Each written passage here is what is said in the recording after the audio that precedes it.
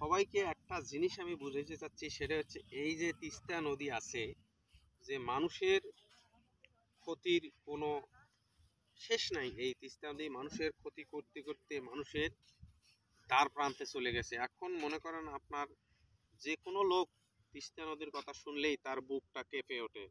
আর ইদানিং আমাদের যে তিস্তা ব্রিজ হচ্ছে, ব্রিজের কারণেই আমরা অনেক হ্যাপি।